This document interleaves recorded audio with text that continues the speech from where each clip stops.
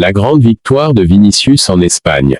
Vinicius Junior mène un combat important en Espagne contre le racisme et oui, le joueur du Real Madrid est entendu par les instances.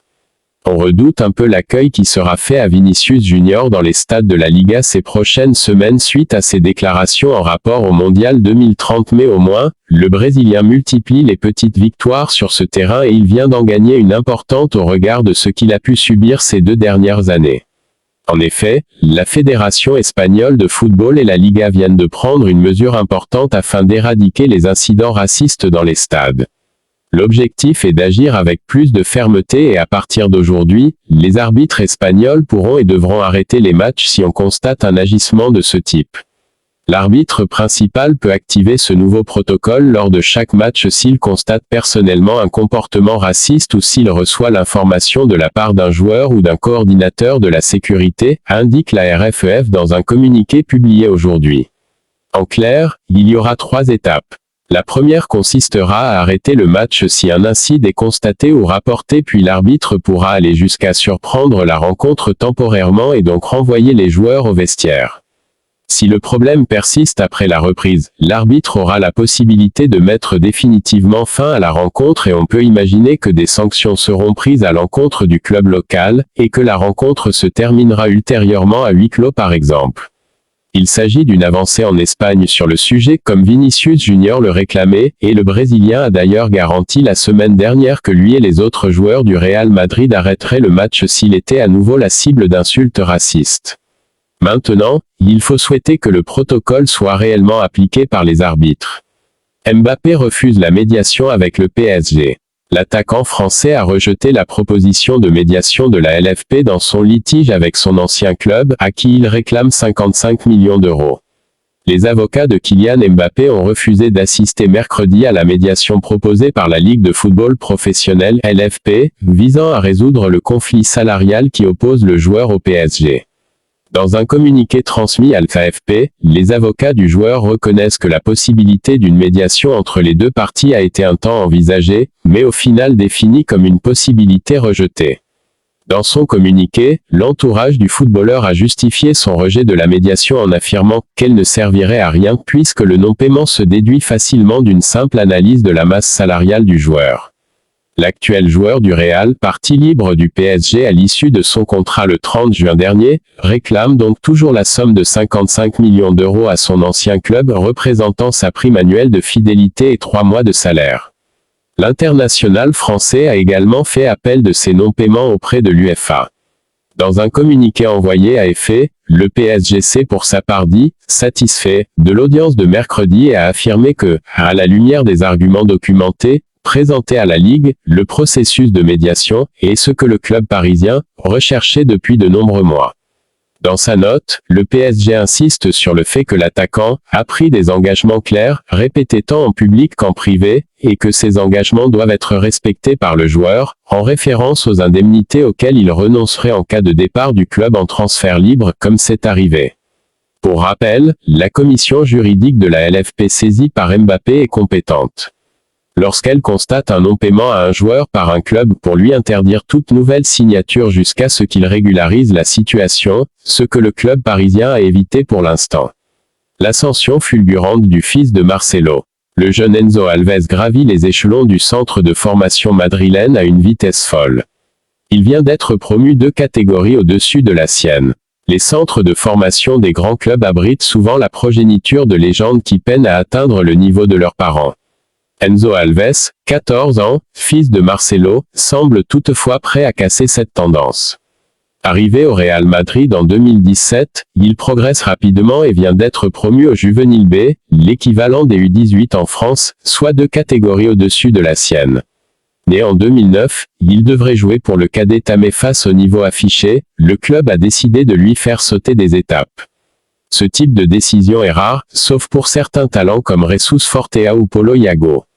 Enzo, qui se distingue par des performances impressionnantes au poste d'attaquant de pointe, a marqué 40 buts il y a 2 saisons avec l'Infantile A et 24 la saison dernière avec le cadet B, malgré une blessure. En cette nouvelle saison, il continue sur sa lancée et a déjà marqué avec le Juvenil C. Son nouveau coach, Julián López de Lerma, aura pour mission de le faire progresser encore. Pour remplacer Enzo dans le Cadeta, le Real Madrid a recruté hier Maya Ramos, une jeune promesse hispano-guinéenne. Enzo, un numéro 9 talentueux, a beaucoup évolué ces dernières années. Avec son physique impressionnant, il combine lecture du jeu, pressing intense et talent de buteur, ce qui lui vaut déjà plusieurs titres de Pichichi. Convoqué avec l'Espagne U16. En mai dernier, le Real Madrid l'a prolongé pour 3 ans et la sélection espagnole mise également sur lui, l'ayant récemment convoqué pour jouer avec les U16. Bien qu'il ait la double nationalité avec le Brésil, Enzo a toujours préféré jouer pour l'Espagne.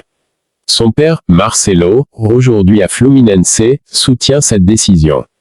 Malgré ses obligations au Brésil, le légendaire latéral gauche de la Casablanca qu'il a quitté en 2022, suit de près la carrière de son fils et se réjouit évidemment de son ascension. Le FC Barcelone prépare un troc étonnant avec le PSG. Le FC Barcelone prépare déjà ses prochains marchés des transferts. Les culés ont d'ailleurs une idée pour recruter un joueur du Paris Saint-Germain, sans pour autant faire des folies. Mardi, le directeur sportif du FC Barcelone, Deco, a fait sa rentrée médiatique. Le dirigeant du club catalan a donné une longue interview au site officiel de son club. L'occasion pour lui d'évoquer divers sujets comme les objectifs de l'équipe, sa collaboration avec Hans-Dieter Flick ou encore le marché des transferts.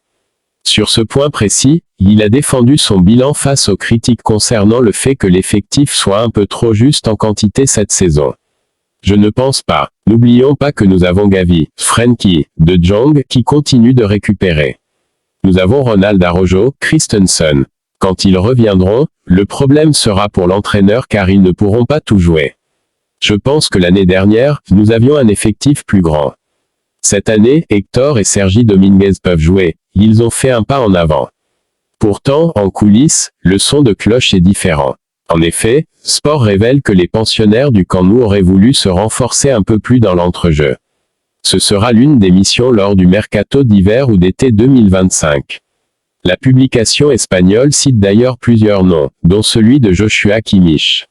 L'Allemand est dragué par les culés depuis des mois, lui qui est en fin de contrat au Bayern Munich. Mais une prolongation de contrat n'est pas à exclure pour le joueur, qui connaît parfaitement Flick. Un coach qu'il a déjà dirigé en sélection ou en Bavière. Même chose pour Leon Goretzka qui est poussé vers la sortie. Enfin, Sport évoque la piste menant à Fabian Ruiz, 28 ans. Parfois pointé du doigt pour son irrégularité au PSG, le milieu fait l'unanimité en Espagne. Il faut dire qu'il a évolué à un excellent niveau lors de l'Euro 2024. Ce qui n'a pas échappé aux géants ibériques. Hier, Sport a dévoilé que le Real Madrid, qui veut compenser la perte de Toni Kroos, a un œil sur lui.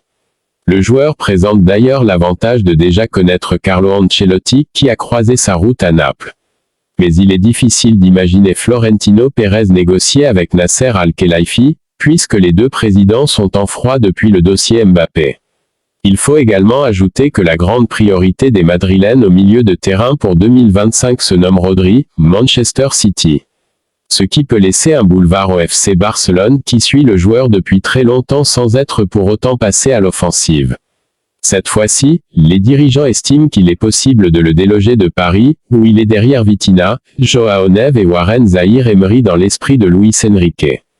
De plus, le club de Joan Laporta a un atout dans sa manche, Frenkie de Jong. Ce n'est pas un secret, le néerlandais a été lié à plusieurs reprises aux franciliens par le passé. Les culés comptent donc sur l'intérêt des Parisiens pour faire une proposition aux champions de France. Selon Estadio Deportivo, l'idée est de se servir de Jong comme monnaie d'échange pour attirer Ruiz.